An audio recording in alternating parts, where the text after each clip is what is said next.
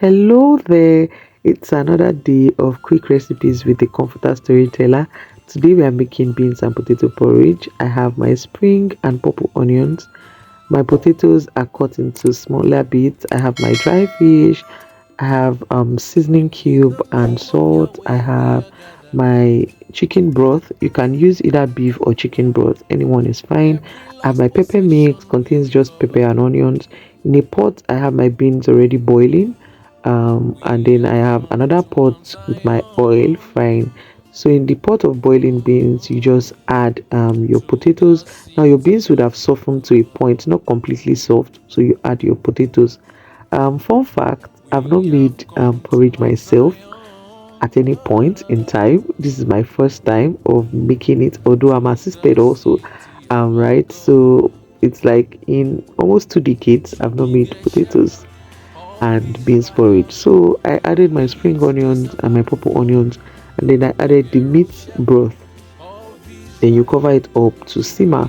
In another pan where your oil is boiling already, you add your spring onions and your purple onions. Then I added a little bit of seasoning cube, just like I always do when I'm cooking. You should have noticed that.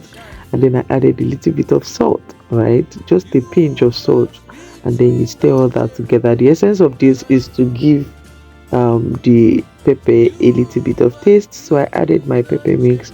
Remember I said that this pepper contains just spicy pepper and onions, purple onions, so you allow that to fry. So this is my spice mix. It has seasoning cubes, it has nutmeg, it has white pepper, it has curry, and then it has a little bit of salt. So I added that to the pepper mix.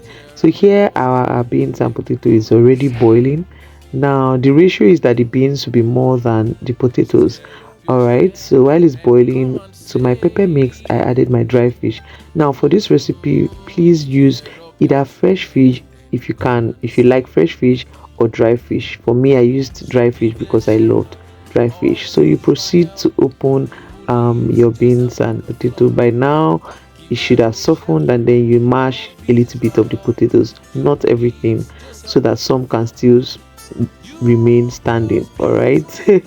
All right, so you mash it and then you cover it up after mashing. Then afterwards you open it when it has, you know, mixed together, and then you add your pepper mix, right? So this is what I did here, and then you continually stir.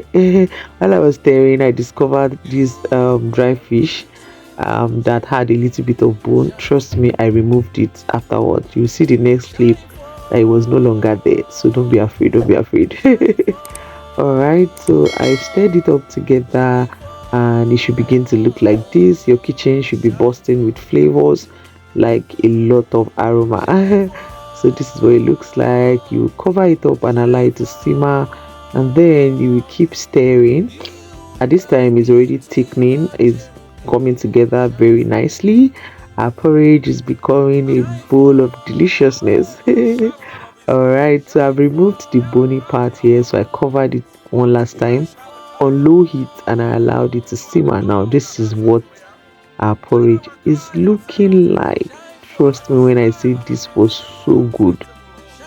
It was so good, man. I ate it twice, and that's so unusual for someone that doesn't like porridge. This was amazing. You can try it out, and in less than 30 minutes you have your porridge done. In fact, in almost 20 minutes it's done. So I served myself and it was so yummy. Oh my god, so good. So please try this out. I would really love you to try it out. I had mine with a little bit of zobo. So my friend makes this amazing zobo drink, and I've been trying to cut off carbonated drinks, and this is my escape route. Thank you for watching. I hope you enjoyed this video. I'll see you in my next recipe video. Bye bye.